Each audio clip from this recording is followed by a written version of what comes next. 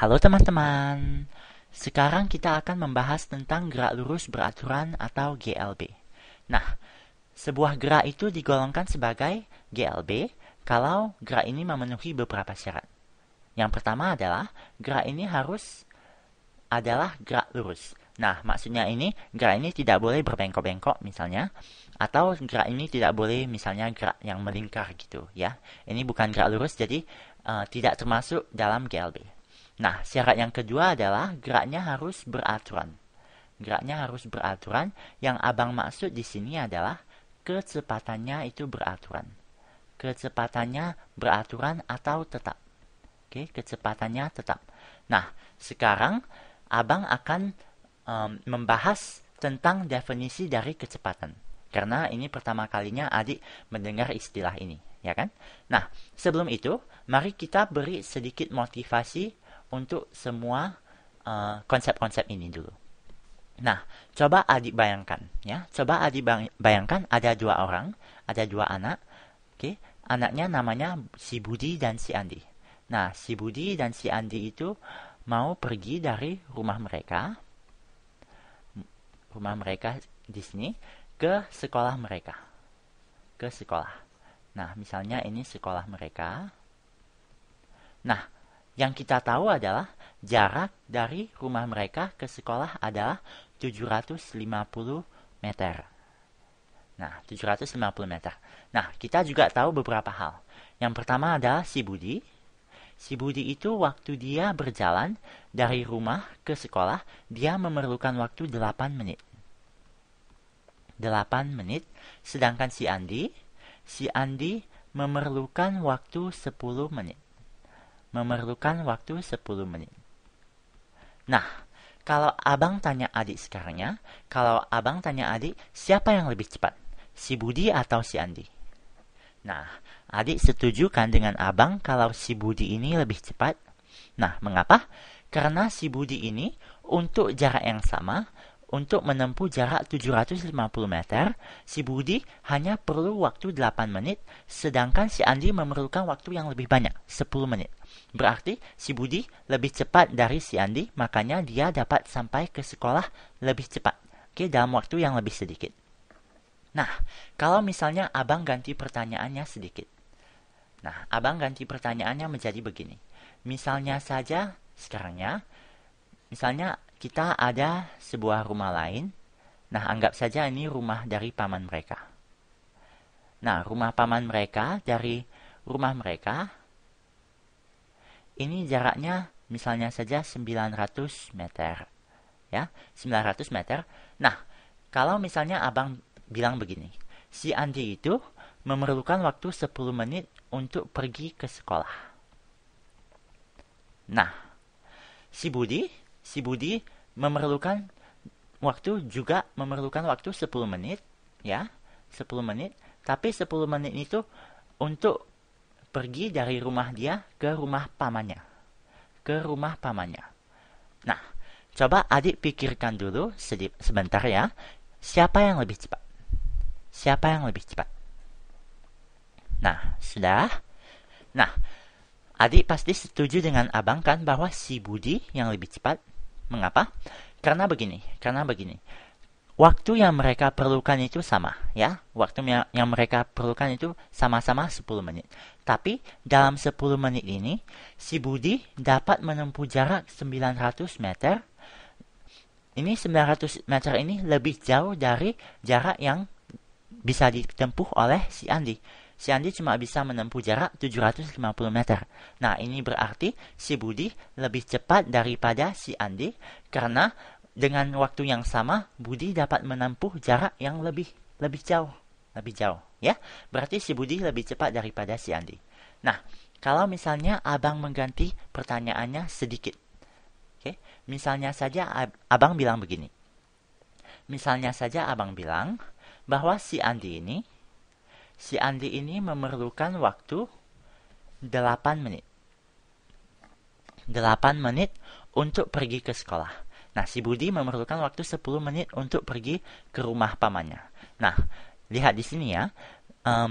Si Budi, jarak yang ditempuh oleh si Budi dan si Andi itu berbeda.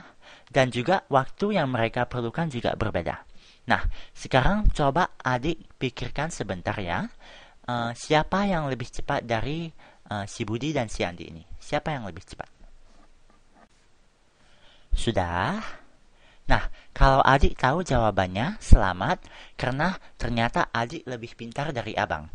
Abang sebenarnya nggak bisa tahu langsung siapa yang lebih cepat hanya dengan melihat berapa jarak yang ditempuh dan waktu yang mereka perlukan. Mengapa? Nah, mengapa abang bilang seperti ini?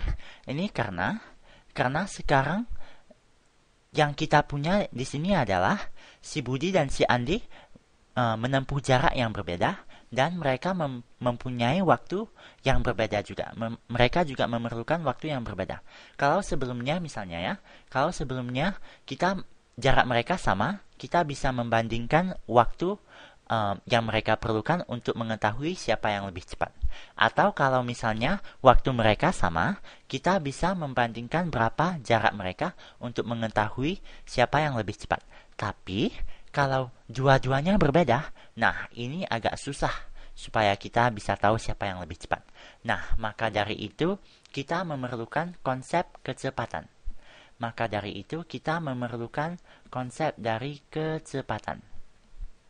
Kecepatan. Nah, kecepatan itu tidak lain diciptakan ya. Kecepatan ini pasti konsep kan. Nah, konsep ini pasti diciptakan seseorang kan. Nah, seseorang ini ilmuwan pada zaman dahulu menciptakan konsep ini supaya kita bisa mengukur dan tahu secara langsung siapa atau objek apa yang lebih cepat. Jadi, hanya dengan melihat nilai dari kecepatan ini, kita bisa langsung tahu, oh, rupanya si Budi lebih cepat, atau oh, rupanya si Andi lebih cepat. Nah, sekarang mari coba kita definisikan dulu, oke? Kita sekarang coba cari tahu dulu arti dari kecepatan ini. Kecepatan ini, definisinya adalah ini, ya. Kecepatan ini adalah perubahan posisi setiap satuan waktu. Setiap satuan waktu.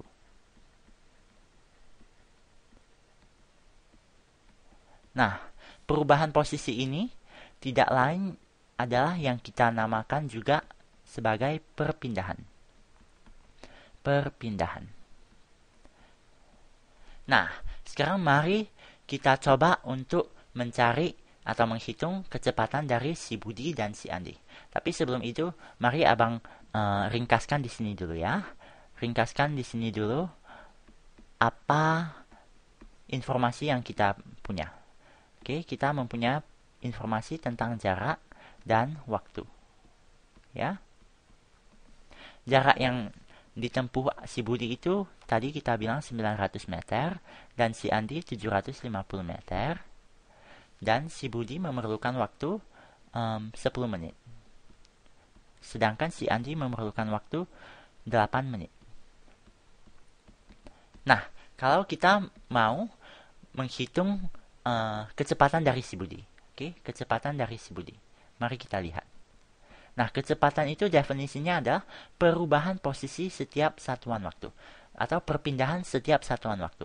Nah, si Budi ini berpindah berapa jauh? Si Budi ini dari rumah ke rumah pamannya, dia telah berpindah 900 meter. Berarti perpindahan atau perubahan posisinya adalah 900 meter. Oke, jadi kita boleh tulis di sini 900 meter. Jadi adik harus ikutkan satuannya di sini ya. Nah, 900 meter dibagi dengan apa? Setiap satuan waktu, per waktu. Jadi waktu yang diperlukan oleh si Andi itu adalah 750 meter. Waktu yang diperlukan si Budi itu adalah 10 menit. Jadi kita boleh tulis di sini 10 menit. Oke, dibagi dengan 10 menit. Berarti kecepatan dari si Budi itu sama dengan 900 dibagi dengan 10, hasilnya adalah 90 meter per menit. 90 meter per menit. Nah, ini tidak lain adalah kecepatan dari si Budi. Kecepatan dari si Budi. Berarti si Budi ini dalam 1 menit, dalam 1 menit dia dapat berjalan 90 meter. Ini arti dari kecepatan. 90 meter per menit. Dalam 1 menit dia dapat berjalan 90 meter. Ya. Nah, sekarang kita bisa cari kecepatan dari si Andi dengan cara yang sama. Nah, jadi kita bisa tulis di sini si Andi. Si Andi itu memerlukan si Andi itu perpindahannya berapa? Perpindahannya adalah 750 meter. Kita bisa tulis di sini. Lalu waktu yang diperlukannya berapa? Waktu yang diperlukan oleh si Andi itu adalah 8 menit. 8 menit. Berarti kalau kita bagikan 750 dengan 8, hasilnya adalah, jadi abang minta bantuan dari kalkulator di sini. Jadi 750 meter dibagi dengan 8 menit, hasilnya adalah 93,75. 93,75. Jadi abang bisa tulis di sini, Andi kecepatannya adalah 93,75 meter per menit. Jadi satuannya harus diikutkan di sini ya. Nah, inilah kecepatan dari si Andi. Nah, kalau begitu, sekarang kita sudah tahu nilai dari kecepatan si Budi dan si Andi. Si Budi kecepatannya 90 meter per menit. Si Andi kecepatannya 93,75 meter per menit. Nah, dengan ini, adik bisa tahu gak siapa yang lebih cepat? Nah, kalau kita lihat di sini ya, dalam 1 menit, Budi dapat menempuh jarak 90 meter, sedangkan dalam 1 menit, si Andi dapat menempuh jarak 93,75 meter, berarti dalam waktu yang sama, dalam 1 menit, si Andi ternyata bisa menempuh jarak yang lebih jauh daripada si Budi. Ini berarti, seperti yang telah kita lihat sebelumnya, si Andi adalah yang lebih cepat daripada si Budi. Karena jarak yang dia tempuh dalam 1 menit itu lebih jauh daripada si Budi. Nah, apa yang telah kita lakukan di sini? Dengan menghitung kecepatan, yang telah kita lakukan adalah menyelaraskan waktunya. Menyelaraskan waktu yang diperlukan oleh si Budi dan si Andi. Sedangkan sebelumnya, kita cuma tahu waktu si Budi sama si Andi itu 10 dan 8 menit, berbeda ya. Sekarang kita tahu bahwa waktu yang mereka perlukan ini sama, dan sekarang kita bisa membandingkan jarak yang ditempuh oleh kedua-duanya. Nah, karena itu kita bisa langsung tahu siapa yang lebih cepat.